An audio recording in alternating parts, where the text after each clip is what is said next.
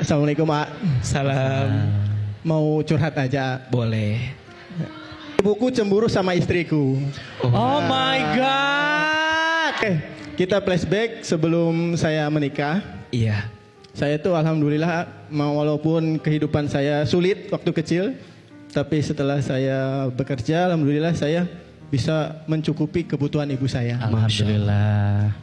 Semua apa yang ibu saya pengen, ayo mak kita jalan. Masya Allah. Setiap ibu pengen, ayo kita jalan. Terus alhamdulillah juga sudah ngumrohin juga, alhamdulillah. Alhamdulillah. Mau apa aja saya turutin lah, karena waktu itu masih bujang ya. Iya. Karena masih bujang, belum punya Istri. belum punya istri. Tiba-tiba. Nah, setelah saya menikah, nah inilah kecemburuan ibu saya itu ada. Gitu, dari dia mungkin kok kamu beda sama yang dulu. Sekarang ya mungkin karena keterbatasan saya juga ya, karena saya juga nggak mau menyakitin kedua wanita hebat itu. Karena dua-duanya itu ya wanita terhebat yang dalam ada di hidup saya gitu. Saya nggak mau menyakitinya. Kenapa? Karena dari perjalanan ini ibu saya cemburu tuh karena sekarang mau apa? Kok kamu nggak bisa gitu loh Pak? Karena keterbatasan saya lah, karena saya punya tanggung jawab, anak udah 2 gitu. Karena ya keadaan saya menyikapinya seperti apa gitu. Yang kalau saya pribadi bisa menerima, kebanyakan cuman istri yang galau gitu. Istri tuh kalau ke rumah ibu tuh seolah-olah suka ditekan sama ibu. Kok sekarang setelah menikah kok si Dede kok nggak jarang ya perhatiannya gitu, jarang suka ngajak kemana-mananya gitu loh. Karena keterbatasan saya gitu lah. Intinya sih gimana cara menenangkan hati, terutama istri saya sih, menenangkan hati si istri saya menerima gitu. Kalau saya mah kadang-kadang bilang sama istri, banyak bersabar aja dan banyak beristighfar. Kalau saya bilang sama istri seperti itu, karena Bagus beliau nih, nanya sendiri jawab sendiri. Jadi agak ringan jawabannya. terus seorang berjalannya waktu juga, karena saya harus belajar juga gitu. Karena hidup itu perjalanan, udah belajar gitu. Nanti besok ngisi menata hati ya. Boleh, nomor saya di bawah. Oke. Terus karena kita juga punya anak dan kita juga bakal jadi menantu, bakal jadi mertua gitu. Jadi buatlah ikhlas menerima ini, semua ini kan ada ujian itu. Itu aja. Gimana cara menenangkan hatinya gitu, Pak? Gimana cara menenangkan hati istri? Biar menerima keadaan ini. Enggak, aja sih, izin biar enak. Teteh istrinya beliau boleh berdiri. Teteh boleh agak maju ke depan, berdiri di samping suaminya. Sok. Sekarang AA bilang sama Teteh, apa perasaan AA tuh pengen bilang apa? Lihat wajahnya, lihat. Intinya kalau pesan dari saya udah tiap hari juga sudah ngomongin, Pak. Sok, di depan umum sekarang. Ayo bismillah. Bismillahirrahmanirrahim. Mungkin ini qadarullah, kita disaksikan oleh ribuan umat, dan tetap terima keadaan, jangan banyak ngeluh, semua itu adalah ujian. Terus bertawakal kepada Allah, banyak-banyak beristighfar. Sabarlah, ujian itu akan berakhir, dan berakhir ada ujian lagi. Itu aja. Karena itu berputar, roda itu pasti berputar. Ya, oke, itu aja sih dari saya. Oke, sekarang ke Teteh. Teteh yang beliau sampaikan iya apa enggak? Atau Teteh mau enggak usah enggak gitu gimana tadi? Kebetulan yang disampaikan suami benar gitu adanya. Benar. Kadang suka ngerasa menantu paling durhaka ya. Karena setiap beliau ada masalah pasti imbasnya ke saya gitu. Walaupun saya nggak pernah ngomong ya. Soalnya saya udah ngerasa mertua saya pencemburu. Dari semenjak itu saya mulai nggak terlalu banyak bicara sih. Kalau ketemu juga ya ngobrol sewajarnya aja. Sekarang Teteh mau bilang apa ke si AA? Kalau saya sebagai istri ya, kadang beliau tuh ngomong saat suami juga ada. Di saat itu paling enggak pengen apa ya, ngerasa Dibela. saya tuh dibela gitu. Kebetulan kadang kan suami tuh diem aja mungkin bingung. Tapi saya juga sih kembali mikir kalau mungkin beliau juga kan nggak enak juga sama ibunya gitu. Masya Allah. Baik, izin ya. Sampai kapanpun anak laki-laki itu milik ibunya. Tapi ibu yang baik akan mengajarkan anak laki-lakinya untuk sayang dan cinta sama istrinya. Maka pada akhirnya tidak ada perbandingan antara ibu dan istri, karena keduanya adalah pintu kebaikan yang Allah siapkan dalam kehidupan kita. Sebagai anak laki-laki, kita harus berbakti kepada ibu kita. Tapi saat kita menjadi seorang suami, kita pun bertanggung jawab kepada istri kita. Kadang yang jadi masalah hanya cara komunikasinya saja. Jangan salahkan ibumu karena mungkin, mohon maaf, punya sifat yang tidak sesuai dengan keinginanmu. Tapi juga jangan pernah rendahkan istrimu, karena kadang dia juga butuh penguat yang bisa membela dia dalam setiap keadaannya. Betul? Bicaralah dengan ibumu di tempat yang berbeda. Bicaralah dengan istrimu di tempat yang berbeda.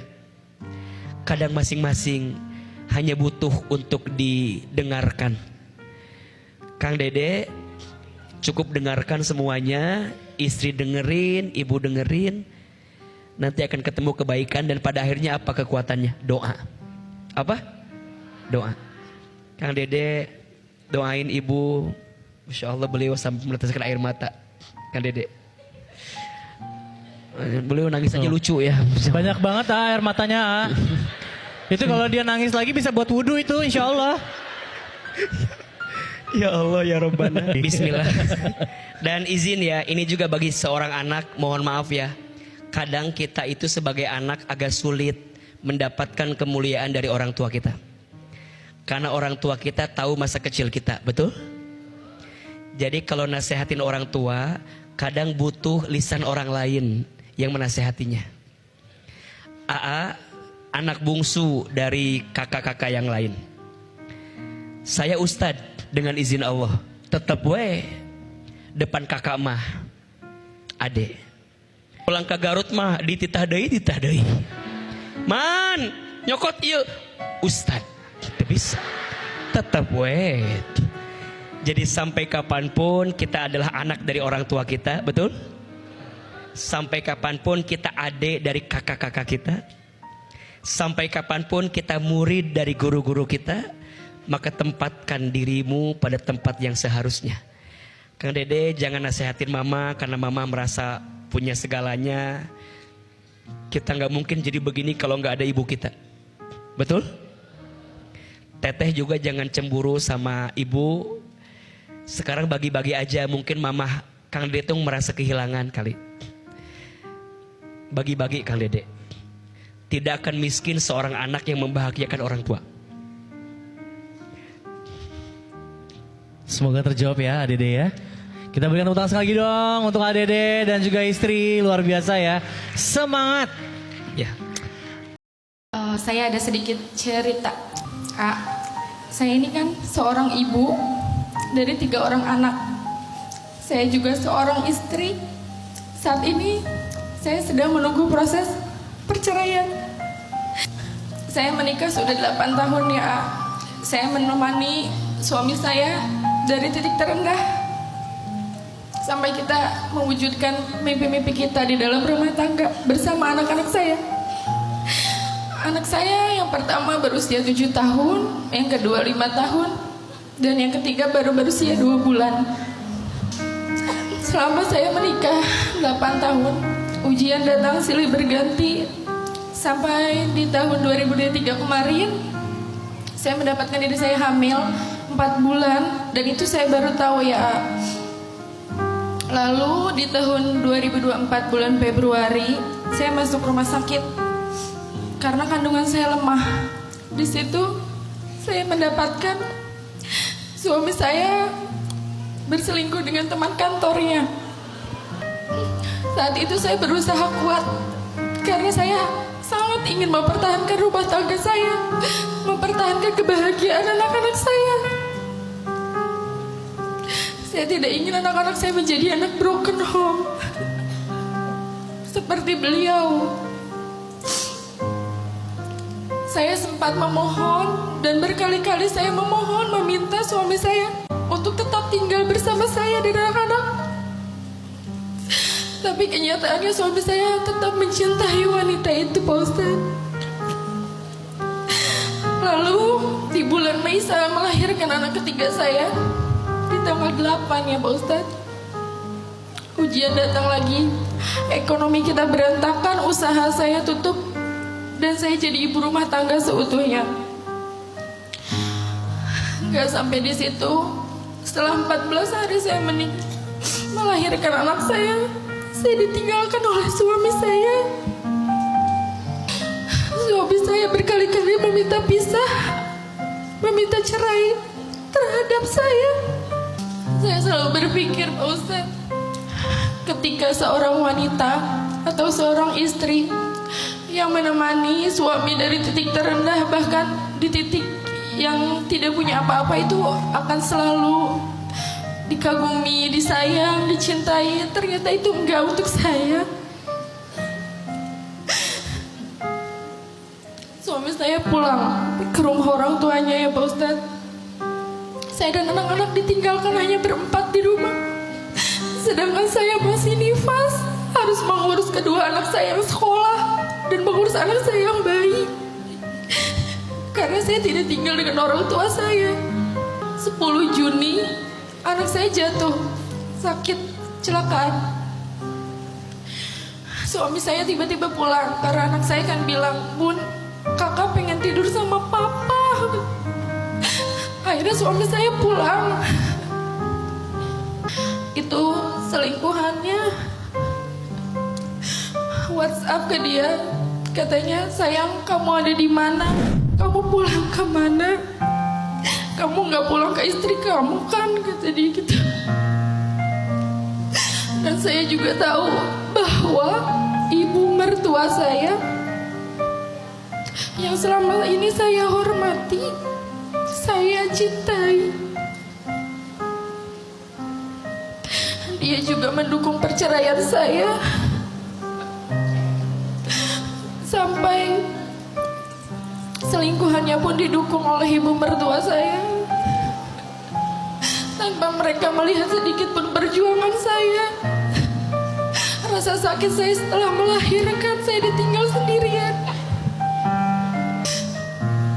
Sampai saat ini anak saya tidak dinafkahi oleh ayahnya.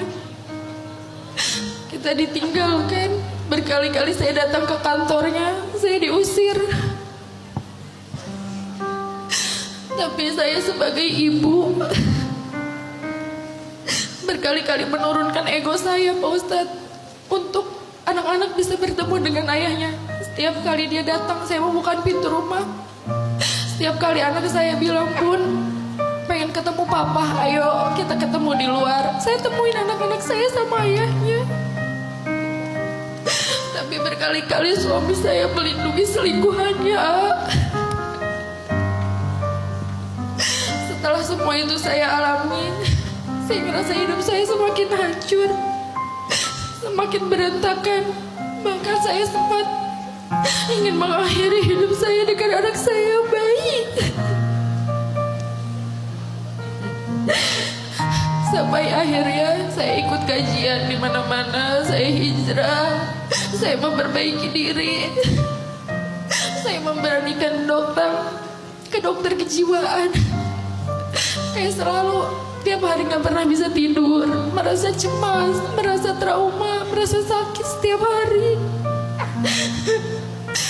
Pertanyaannya, apakah saya sebagai istri berdosa ketika saya melawan mertua saya yang ikut campur dalam rumah tangga saya? Bahkan dia meminta anaknya untuk menceraikan istrinya.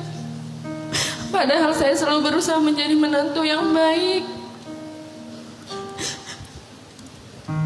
Saya selalu berusaha menjadi ibu yang baik untuk anak-anak saya. Lalu apakah suami saya berdosa, Pak Ustadz? menceraikan istrinya demi memilih keluarga dan orang tuanya. Dan ternyata dia menceraikan saya. Itu sudah direncanakan dari sejak tahun lalu. Karena berhubung saya hamil, dia menunggu saya melahirkan. Baik. Dan bagaimana Pak Ustadz cara agar tetap saya berhusnuzon kepada Allah Subhanahu wa taala setelah sekian banyak ujian yang ada di dalam hidup saya ini. Saya sudah belajar ikhlas, belajar memaafkan orang-orang yang menyakiti saya, tapi saya sulit untuk melupakan. Bahkan rasa sakit setiap saya mengingat foto, video suami saya bersama selingkuhan itu, saya susah untuk melupakan, Pak Ustadz. Baik. Iya. Pertama Ahilman dan kita semua yang hadir jadi pendengar yang baik untuk semua yang dirasakan. Betul? Sakit nggak jadi beliau? Teteh, balik lagi kalimat yang AA sampaikan. Tidak mungkin Allah meletakkan teteh pada keadaan saat ini kecuali Allah sedang menyiapkan banyak kebaikan. Yang kedua, kalau suami kelihatan masih ada itikat baik untuk memperbaiki diri, masih siap memberi nafkah kepada teteh dan anak-anak, tidak KDRT, masih sholat, tidak mabuk, tidak narkoba, masih mau mempertahankan keluarga. Kalau sudah enggak dengan semua itu, percepat perceraiannya. Tapi kalau masih bisa disembuhkan, bertahan dengan luka yang ada. Tapi kan sakit ini mah hanya untuk urusan yang siap saja. Kita bukan Asia yang bisa bertahan dengan zolimnya Fir'aun. Betul? Teteh punya kesempatan untuk memilih hidup. Bismillah, masing-masing anak ada rezekinya. Amin ya Allah. Gak usah khawatir, gak usah takut. Jangan terus tenggelam dengan sakit yang dirasakan. Tidak penting seberapa sakit hatimu karena orang yang menyakitimu, tapi yang paling penting seberapa cepat engkau sembuh dari sakit yang pernah kamu rasakan. Kata Umar bin Khattab radhiyallahu an, tinggalkan orang yang menyakitimu, fokuslah dengan orang yang mencintaimu. Percayalah, mungkin teteh diuji dengan pasangan, mungkin Allah akan bahagiakan teteh dengan anak-anak teteh yang Amin ya Allah, amin, amin ya Allah. Sekali lagi berikan aplaus untuk teteh yang sudah bercerita kepada kami. Semangat Teh Nur. Jadi pelajaran, insya Allah ada kebaikan dari yang dirasakan tadi. Amin, insya Allah. amin ya Rabbal Alamin. Ustadz, saya ingin bertanya. Iya. Saya pernah gagal dalam pernikahan saya. Sudah 7 tahun. Sesudah itu, saya mempunyai seorang anak wanita sekitar 10 tahun. Pasti berat ya, sendiri. Setelah itu saya pernah ada yang dekat merencanakan pernikahan, tapi batal. Salah satunya karena status saya seperti ini. Pertanyaannya, bagaimana Ustadz biar saya tetap ya sebagai wanita, saya butuh teman hidup, saya ingin ibadah bersama dan banyak hal lainnya positif apabila memiliki seorang suami. Ustadz, tolong yakinkan saya bahwa setiap manusia di dunia ini pasti ada jodohnya. Tolong yakinkan saya, dan saya tetap istiqomah ketika saya sedang belajar agar lebih dekat lagi sama Allah. Buat teman-teman semua di sini juga yang sedang menanti jodohnya, tolong yakinkan kami. Kok saya agak tertekan gini gitu ya? Tolong yakinkan saya kami. gitu. Ini maksudnya ini tersirat ini Iya, nih. saya agak berat dengan pertanyaan ini gitu. Yakinkan Yakinkan saya pernah ngomong apa sama beliau ya? Ya Allah. Kayaknya saya juga gak kenal sama beliau gitu. Ya Allah. Teteh berharap apa? Berharap sama Allah, saya udah gak mau berharap sama manusia lagi. Oke. Udah Teteh itu aja. Terima kasih. Assalamualaikum warahmatullahi wabarakatuh. Waalaikumsalam. Ya, baik, Masya Allah. Bagus pertanyaannya. Teteh mau tanya boleh? Boleh ya. Teteh sudah merasa selesai belum dengan masa lalunya? Insya Allah sudah, karena alhamdulillah mantan suami saya juga sudah menikah. Jadi saya sudah ridho, insya Allah sudah ikhlas. Cuman sama mungkin yang setelahnya juga kan saya masih... Sama yang batal nikah? Udah selesai kisahnya? Lagi sudah sih, cuma insya Allah lagi belajar buat lebih ikhlas lagi. Oke. Catat baik-baik.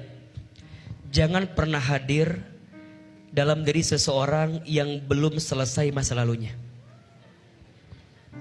Ini quotes yang AA juga senang membaca dan memahaminya. Jangan pernah memaksa hadir dalam hidup seseorang yang belum selesai masa lalunya. Mak jelek. Karena hadirmu hanya akan menjadi luka yang membesar walaupun datangnya hanya sebentar. Belajar saja untuk menyembuhkan hati terlebih dahulu sebelum kau memaksa semuanya dipaksakan di waktu yang ada di situ. Kita yang punya masa lalu belajar berdamai. Kita yang mau hadir dengan masa lalu seseorang belajar mengalah. Percayalah, cinta selalu tahu di mana tempat berakhirnya. Oh. Disitulah kita bisa mendapatkan kebahagiaan Amin, ya sesungguhnya. Rabbal. Status hari Senin besok pakai lagunya Hijrah Cinta. enggak lah, mahal ini aja itu Mahal judulnya ini. ya. Teteh babnya bab sembuh dulu. Bab sembuh dulu, bab lukanya sembuhin dulu. Oh. Jadi memang harus belajar healingnya lebih panjang. Teteh belajar sembuh dulu. Nanti pelan-pelan kalau sudah sembuh nanti ada orang baik yang datang ke teteh. Amin insya Allah. Amin ya Allah. Dan percayalah jodoh gak akan kemana. Paling kemana-mana. Jodoh gak akan kemana. Tergantung hati teteh mau nerima atau enggak. Jangan memaksa cinta untuk hadir dalam hati yang terluka. Tapi paksakan hati untuk menerima semua yang Allah takdirkan untuk kita. Mudah-mudahan Allah berikan keridhaan yang terbaik untuk kita, Amin. insya Allah. Sarang beot. Tepuk tangan buat Teh Teteh Anur. Anur, luar biasa. Perkenalkan, nama saya Vina. Izin bertanya Ustadz. Iya silakan. Jadi setiap manusia pasti punya masa lalu. Belajar menerima takdir. Saya punya masa lalu yang saya rasa berat. Pasti mbak-mbak di sini juga pernah ngalami masalah percintaan. Alhamdulillah saya sudah berkeluarga sekarang. Belasan tahun yang lalu Belasan tahun lalu. pernah punya hubungan.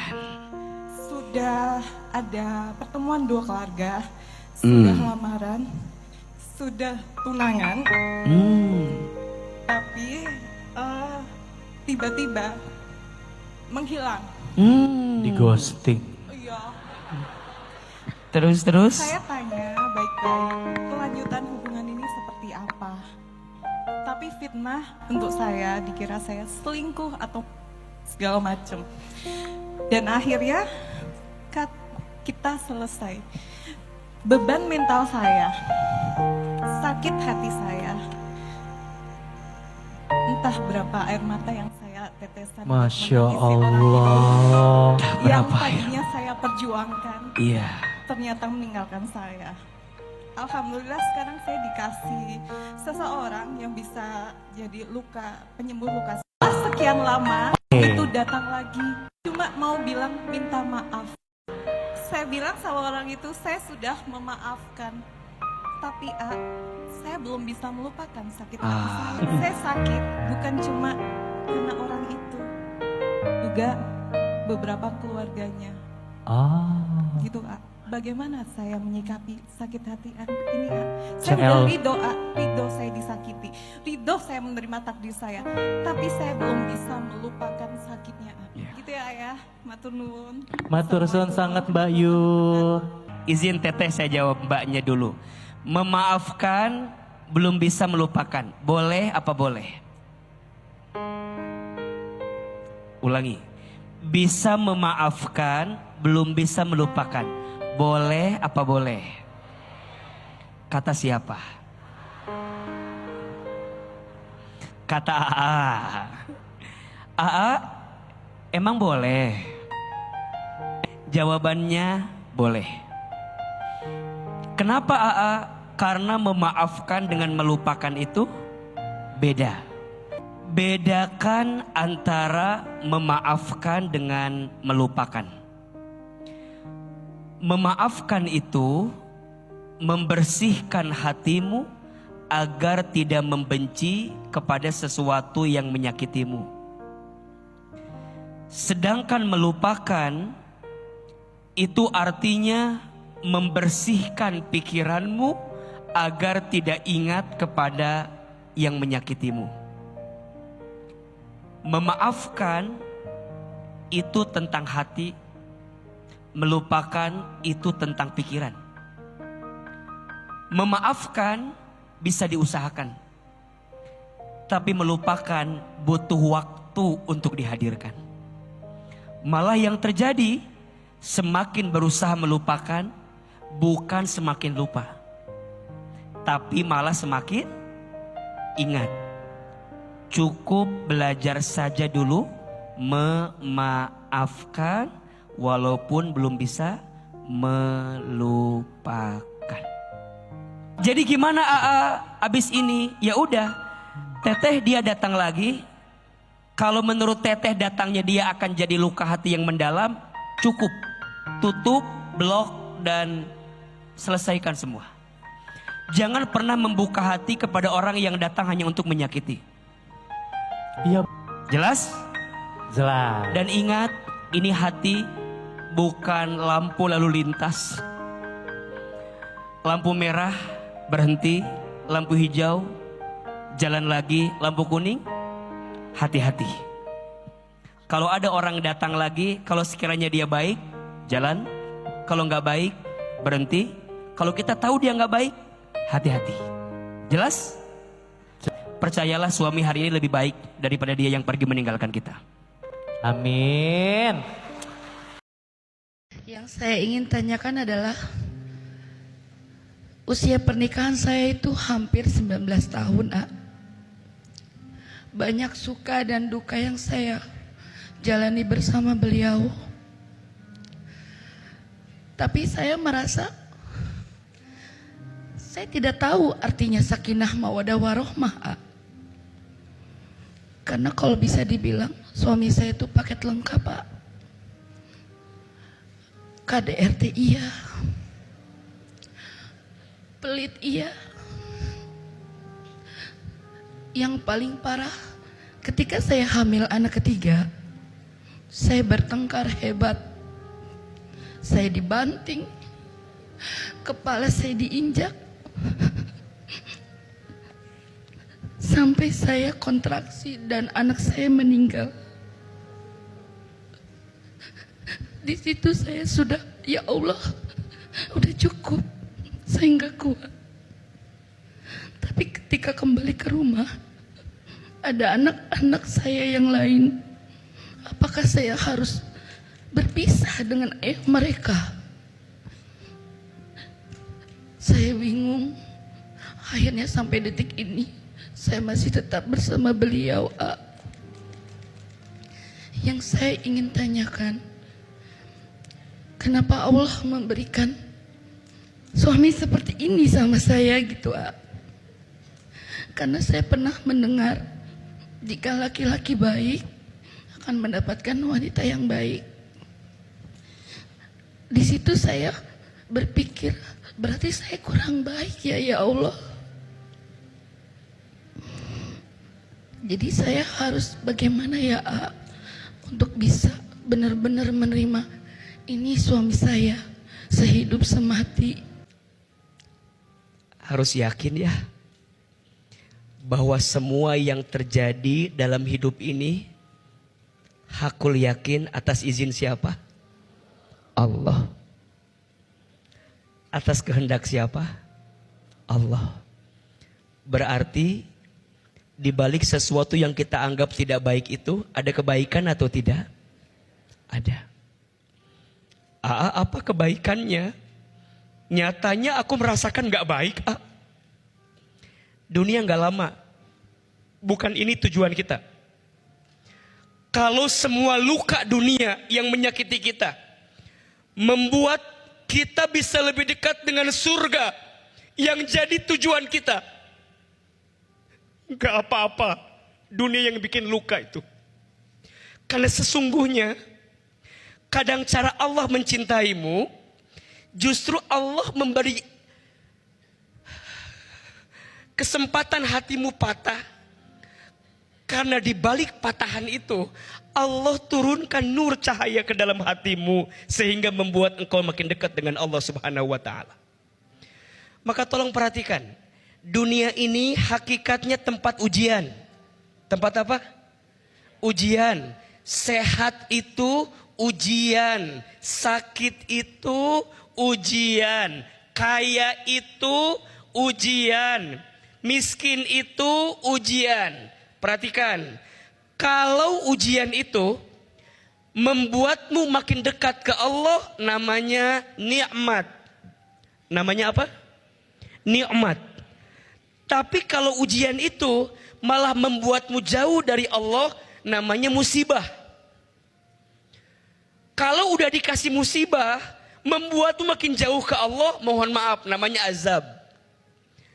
Jadi izin teteh sayang, ada rumah tangga di sini yang dikasih suaminya baik, suaminya soleh, tapi tidak membuat kita makin dekat ke Allah, itu ujian yang sebenarnya.